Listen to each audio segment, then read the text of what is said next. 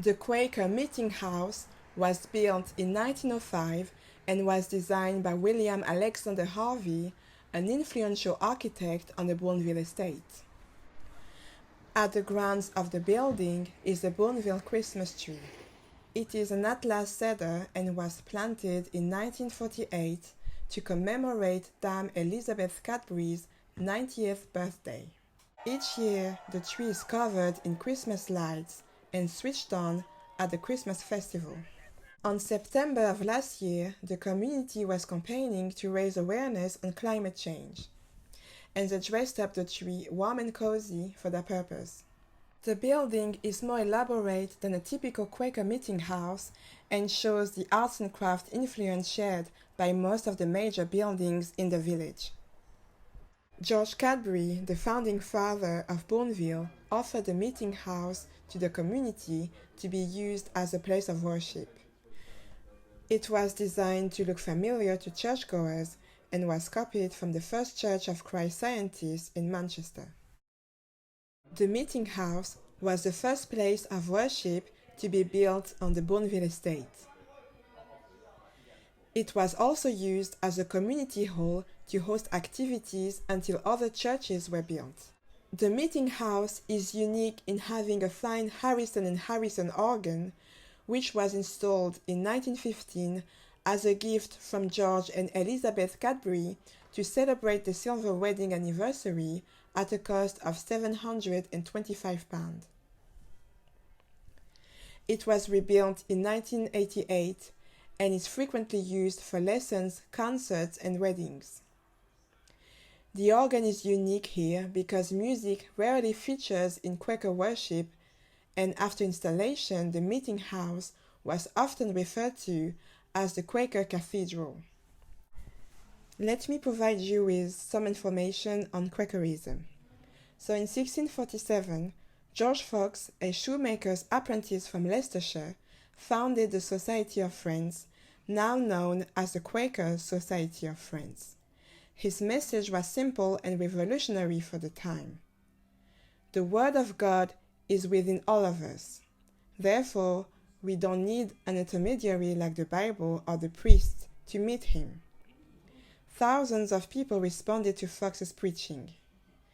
The Society of Friends has never had paid ministers or leaders, and men and women have had equal parts to play since the beginning. Fox and his supporters were persecuted. Once, when appearing before a judge, Fox remarked that he and the whole court should tremble at the name of God. So the judge called him a Quaker, and the name caught on. Quakers have been meeting in Birmingham since the 1650s. The most famous Quakers in the city are George Cadbury and his brother Richard, who built the chocolate factory here in Bournville. Like many Quakers, George Cadbury's faith was expressed in social action, and Bournville is his legacy. Opposite the meeting house is the infant and primary schools. The Bournville Village Infant School, built in 1910, and the Bournville Village Primary School, founded in 1906, were both designed by William Alexander Harvey and paid for by George and Elizabeth Cadbury. George and Elizabeth Cadbury were both passionate about education. In the early 20th century, they were not satisfied with Kings Norton local authorities, who were planning to create larger classrooms to accommodate more children. Bournville infant and primary schools were built to standards far exceeding those required by Kings Norton and Northfield Urban District at the time. George Cadbury specified that Bournville schools should provide a high-quality education that included the Christian ethos of being tolerant and forward-thinking. Ursula, the youngest daughter of George and Elizabeth Cadbury, laid the foundation stone of the infant school on the 22nd of January 1910. The schools were built in a modern style with libraries, laboratories, and large playgrounds.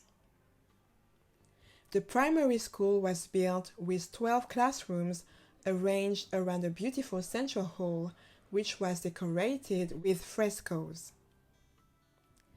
Each classroom was built to accommodate 45 children rather than the 55 Kings Norton local authority were proposing. When the primary school opened on the 23rd of April 1906, 420 children turned up on enrollment day. So many that the school was short-staffed for the first few weeks of its life.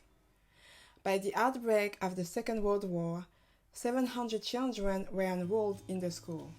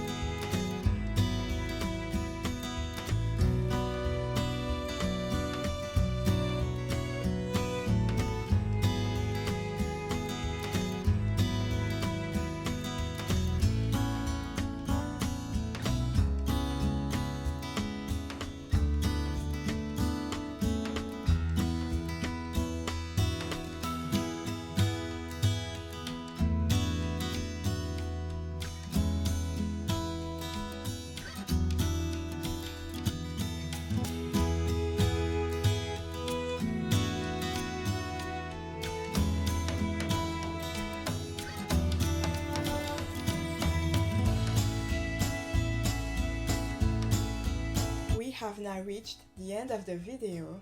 I hope you enjoyed it, and if you did, please give it a like, and I shall see you in my next video. Bye!